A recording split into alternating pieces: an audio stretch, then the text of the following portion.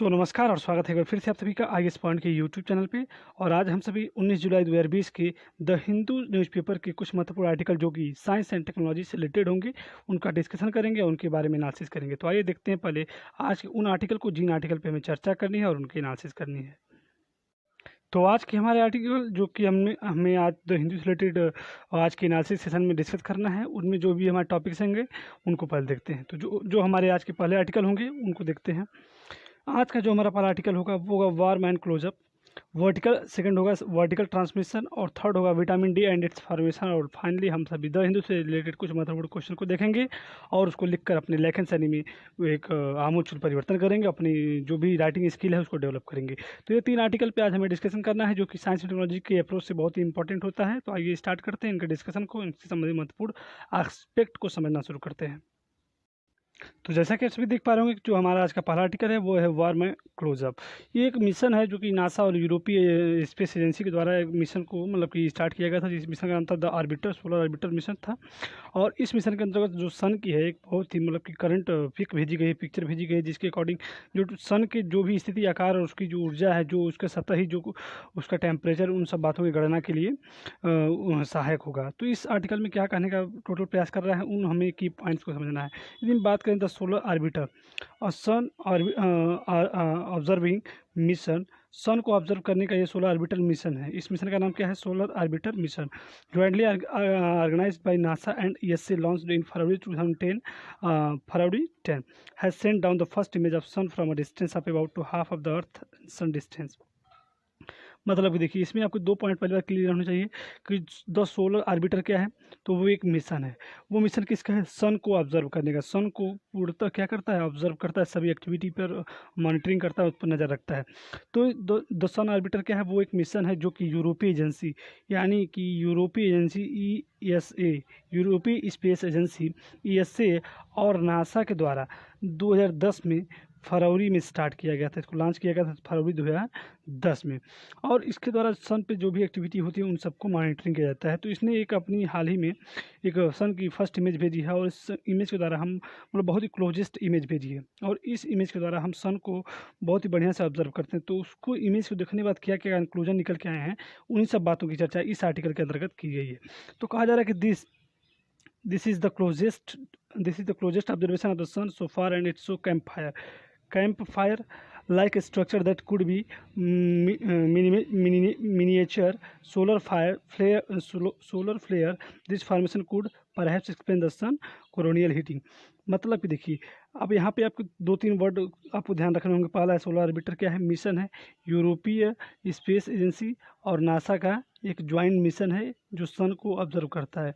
ये और इसने क्या किया, हाल ही में इमेज भेजा जिसने बताया कि सन इसने कैंप फायर को दिखाया है कहाँ पे? सूर्य पे। और इसके द्वारा जो मिनिएचर जो सोलर फ्लेयर है, यानी कि कैंप फायर के द्वारा जो दिखा है, इन्हीं सब बातों की चर्चा इस आर्टिकल में की गई। तो हम बात करें कि कैंप फायर क्या है, मिनिएचर क्या है। मिनिएचर मतलब होता है एकदम छोटा, लघु, और सोलर फ्लेयर मतलब होता है, यही 2 वर्ड आपको समझने हैं कि सोलर फ्लेयर मतलब होता है कि सौर प्रज्वाल। यानी कि सोलर फ्लेयर क्या होते हैं, पहले हम इसको समझते हैं। तो यह सूरज की जो सोलर फ्लेयर है, तो यह सूरज की सतह के किसी भी स्थान पे अचानक बढ़ने वाली चमक को कहते हैं। यानी कि सूरज का जो भी सतही किनारा है उसमें किसी भी पार्ट पे अगर अचानक चमक बढ़ जाती है तो उस बढ़ी हुई चमक को हम लोग क्या कहते हैं? Solar flare. एक बार फिर समझते हैं कि यह सूरज की सतह से किसी भी स्थान पर अचानक बढ़ने वाली चमक को कहते हैं। और इसका जो औसतन एवरेज एनर्जी होती है, जो औसतन ऊर्जा होती है किसकी? सोलर फ्लेयर की, वो होती है 1 × 10⁻² अप्रॉक्सीमेट 20 जूल।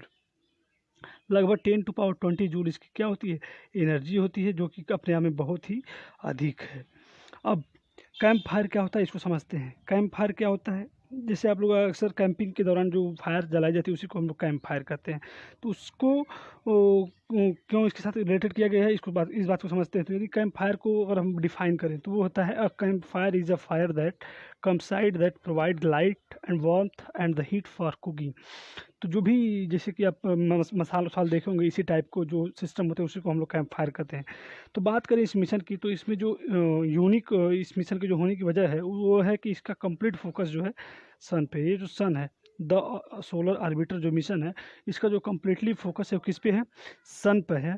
और सन पे होने का जो ये सन का बेटर पिक्चर दिया जाता है इसके द्वारा। और इस पिक्चर को है जो फिलहाल में पिक्चर भेजी गई है, बेटर पिक्चर भेजी गई है, वो एक कैंप फायर की तरह है। वो किसकी तरह है, वो कैंप फायर।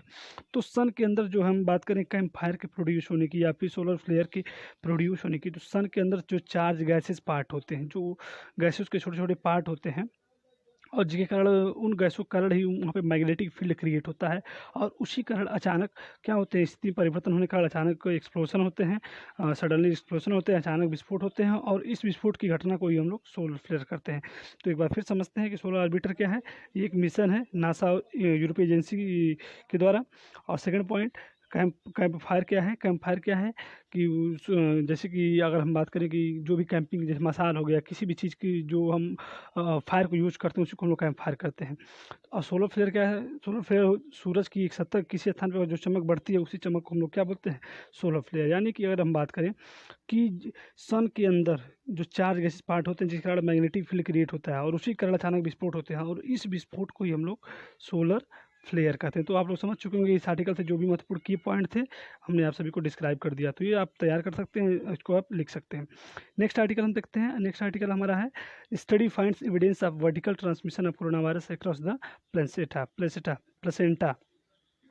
अब देखिए वर्टिकल ट्रांसमिशन, यहाँ पे एक वर्ड आया हुआ है और एक आया हुआ प्लेसेंटा। प्लेसेंटा मतलब होता है, आप समझ रहे हो, नाल। जो बच्चा जो जब एम्ब्रॉय में होता है, जब भ्रूण में होता है, और जब उसका मतलब कि न्यूबॉर्न चाइल्ड होता है तो वहाँ पे नाल होता है, आप लोग ऑलरेडी जानते होंगे। तो वर्टिकल उसमें एक स्टडी हुई है। उस स्टडी के दौरान ये पाया गया है कि जो मान लीजिए कोई प्रेग्नेंट मतलब महिला है या फिर कोई भी सिस्टम है ऐसा, तो उसमें वर्टिकल ट्रांसमिशन हो रहा है किसका, कोरोना वायरस का अक्रॉस द प्लेसेंटा के जरिए उसमें क्या हो रहा है, वर्टिकल ट्रांसमिशन, यानी सीधे ट्रांसमिशन हो रहा है किसका, उसका SARS-CoV-2 जो कोरोना वायरस का यूनिक नेम है। तो यदि हम बात करें इस आर्टिकल में ओवरऑल क्या बताना चाहता, तो लिखा है पहले आर्टिकल पहले स्टेटमेंट में कि transmission through droplets and contact that the containment surface seem to be the major routes of novel corona virus spread the world health organisation acknowledge that short range aerosols transmission of the virus cannot be ruled out the specific indoor location which are crowded, inadequately ventilation, and where explore the infected person is over the prolonged provide period of time. देखिए यदि बात करें इस article की, तो इस article में ये कह रहा है कि यदि कोई भी ट्रांसमिशन थ्रू हो रहा है, जो कोविड-19 जो SARS-CoV-2 का जो ट्रांसमिशन जो संचरण हो रहा है एक स्थान दूसरे स्थान पे, वो ड्रॉपलेट्स के माध्यम से हो सकता है। जैसा कि हमने पिछले आर्टिकल के दौरान चर्चा की, ड्रॉपलेट क्या होते हैं, जो भी मुख से कोई बोल रहा है उसके मुँह से जो पानी की छोटी छोटी बूंदें निकलती हैं उसी को लोग ड्रॉपलेट्स कहते हैं। तो उससे हो सकता है, कंटेनमेंट सरफेस से हो सकता है, कोई भी प्रदूषित जगह है, दूषित जगह है जहाँ पे कोविड-19 का कोई पर्सन इफेक्टेड था, उसने उसको टच किया है, तो उस माध्यम से भी कोविड-19 का क्या आता है, ट्रांसमिशन हो जाता है। तो ये सब फैलता है, किसने कहा है, द वर्ल्ड WHO ने कहा है। तो WHO ने हाल ही में ये बताया है कि यदि आप इंडोर लोकेशन में भी रहते हैं तो भी आपकी इन्फेक्शन होने की संभावनाएं बढ़ती है।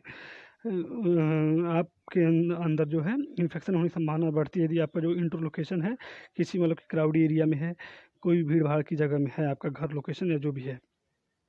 अब इसी के दौरान एक हाल ही में स्टडी हुई है जिसमें आप देख पा रहे होंगे कि now study has found evidence that confirm vertical transmission of SARS-CoV-2 virus from the mother of the foetus.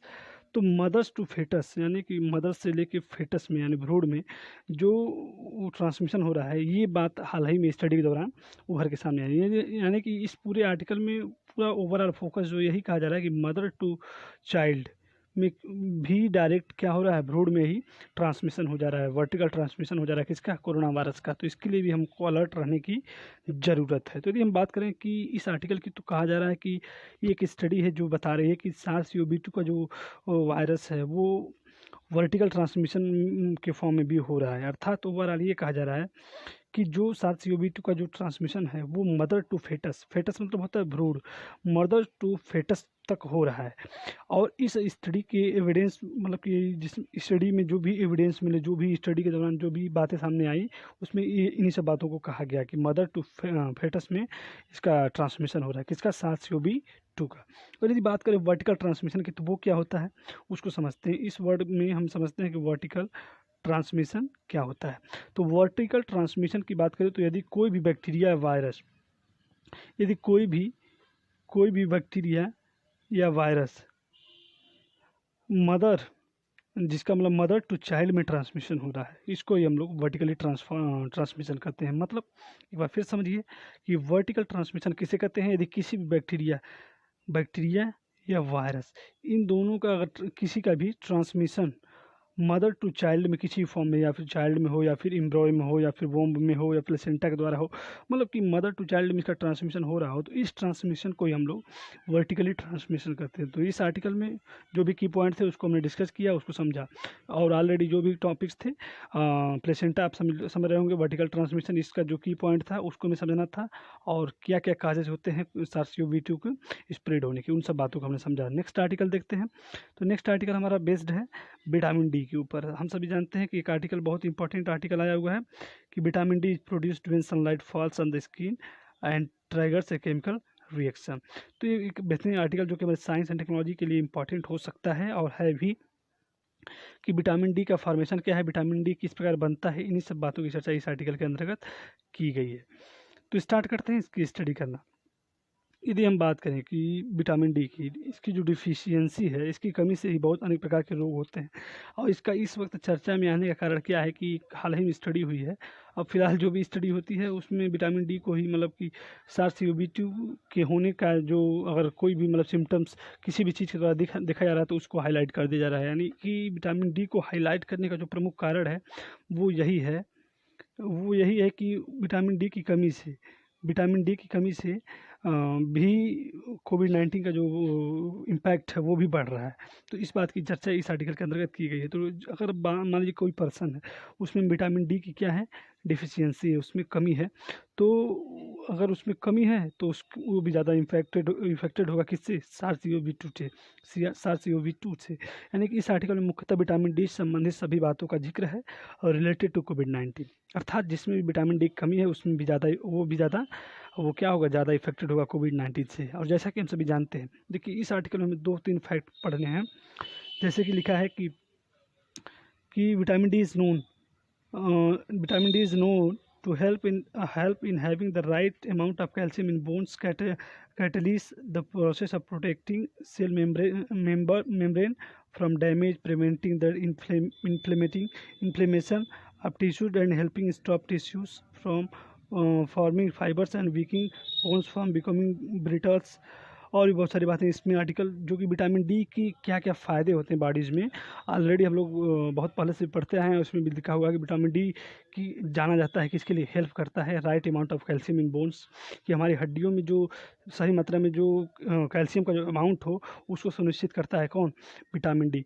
और भी बहुत सारे टिश्यूज़ हो गए, हमारे सेल्स की प्रोटेक्टिंग करता है कौन, विटामिन डी। तो यानी हम कह सकते हैं कि हम सभी जानते हैं कि ये हेल्प करता है कौन, विटामिन डी, कैल्शियम का राइट अमाउंट आपके बोन्स में बना रहे, इस बात के लिए हेल्प करता है, तथा सेल मेम्ब्रेन जो होती है उसकी भी प्रोटेक्शन करता है कौन, विटामिन डी। यानी सेल मेम्ब्रेन की प्रोटेक्शन में भी इसका बेहतर योगदान रहता है। और भी कई सारे इंपॉर्टेंट रोल जो कि विटामिन डी के द्वारा देखे जाते हैं हमारी बॉडीज़ के अंतर्गत, इन सब बातों का जिक्र है इस आर्टिकल के अंतर्गत, इस सिस्टम के अंतर्गत। तो यदि हम बात करें कि इसके प्रोडक्शन की, कि ये किस प्रकार बनता है, ये अपने आप में इम्पॉर्टेंट है आज का।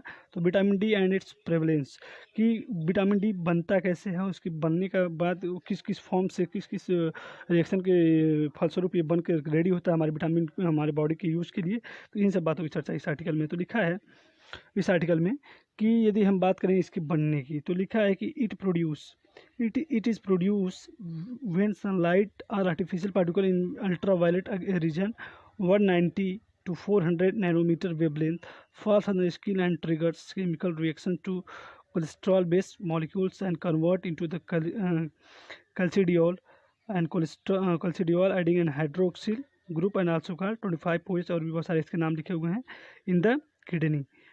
मतलब देखिए कह रहा है कि बनने का जो सबसे पहला प्रोसेस होता है विटामिन डी का, तो हम बात करें कि किसी भी पार्टिकुलर सनलाइट है, अगर कोई सनलाइट है जो हमारी स्किन पे गिरती है, या फिर कोई अल्ट्रावायलेट सनलाइट है जिसकी जो वेवलेंथ है 194 से 400 नैनोमीटर तक की अगर वेवलेंथ है किसी भी सनलाइट की, जब वो हमारे स्किन पे फॉल करती है, जब वो हमारे स्किन पे गिरती है। कौन? अगर कोई भी अल्ट्रावायलेट लाइट हो या फिर सनलाइट हो, वो हमारी स्किन पे गिरती है, जिसकी वेवलेंथ 194 से 400 नैनोमीटर तक हो। जब वो हमारे सनलाइट स्किन पे गिरती है, तो वो हमारे स्किन पे गिरने के बाद तुरंत एक केमिकल रिएक्शन शुरू कर देती है। उसके गिरने के कारण तुरंत हमारे केमिकल स्किन पे एक केमिकल रिएक्शन शुरू हो जाता है, और ये जो है कोलेस्ट्रॉल बेस्ड मॉलिक्यूल से केमिकल रिएक्शन करती है। कौन? ये जो रेस गिरती है, ये हमारे बॉडी के जो हमारी स्किन के जो कोलेस्ट्रॉल बेस्ड मॉलिक्यूल्स होते हैं, उनसे केमिकल रिएक्शन करती है, और इसके फलस्वरूप हमारे लीवर में कैल्सिडियोल बनता है। क्या हमारे लीवर में क्या बनता है? अब यहाँ पे देखेंगे कि हमारे लीवर में बनता है कैल्सिडियोल। हमारे लीवर में बनता है कैल्सिडियोल।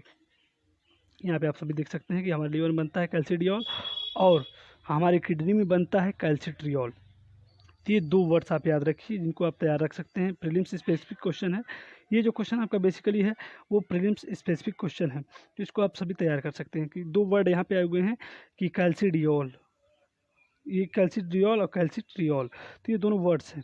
कहाँ कहाँ बनते हैं? पहली बात, जब कोई भी सनलाइट होती है, सनलाइट है मान लीजिए, जब ये हमारी स्किन पे फॉल आउट करती है, गिरती है, तो वहाँ पे जो कोलेस्ट्रॉल बेस्ड मॉलिक्यूल्स होते हैं, जो हमारे कोलेस्ट्रॉल बेस्ड मॉलिक्यूल होते हैं, उनसे एक केमिकल रिएक्शन करती है, एक केमिकल रिएक्शन करती है। और केमिकल रिएक्शन करने के बाद इसके फलस्वरूप जो प्रोडक्शन होता है, वो हमारे सबसे पहले लीवर में बनता है। क्या? हमारे लीवर में बनता है कैल्सिडियोल, और किडनी में बनता है, हमारे किडनी में बनता है कैल्सिट्रियोल। तो ये 2 बातें याद रखिए आप, कि जो हमारी जब केमिकल रिएक्शन होती है सनलाइट के बाद, जो कोलेस्ट्रॉल बेस्ड मॉलिक्यूल होता है, तो उसके फलस्वरूप हमारे किडनी में बनता है, लीवर में बनता है कैल्सिडियोल, और किडनी में बनता है कैल्सिट्रियोल। और ये जो फॉर्मेशन है, ये जो फॉर्म है, इसी फॉर्म में विटामिन डी का हमारे शरीर के द्वारा क्या किया जाता है? इस्तेमाल किया जाता है, और ये इसी प्रकार विटामिन डी का प्रोडक्शन होता है। और इसी के कारण और इन्हीं सब प्रक्रियाओं के फलस्वरूप हमारे शरीर में विटामिन डी के जो भी डिफिशियंसी होती है, उसको भरपूर किया जाता है, उसको पूरा किया जाता है, और सभी पार्ट्स तक विटामिन डी का वितरण होता है, हमारा बॉडी जो है सिक्योर होता है। तो ये रहे कुछ बात विटामिन डी से रिलेटेड, कुछ महत्वपूर्ण पॉइंट विटामिन डी से संबंधित। तो आज हमने कुछ महत्वपूर्ण आर्टिकल जो कि साइंस एंड टेक्नोलॉजी से स्पेसिफिक थे, इंपॉर्टेंट थे, उसको मैंने डिस्कस किया, एनालिसिस किया और उसको तैयार किया। तो मिलते हैं अगले दिन सेम टाइम सेम चैनल पे, तब तक के लिए पढ़ते रहिए। नमस्कार और धन्यवाद।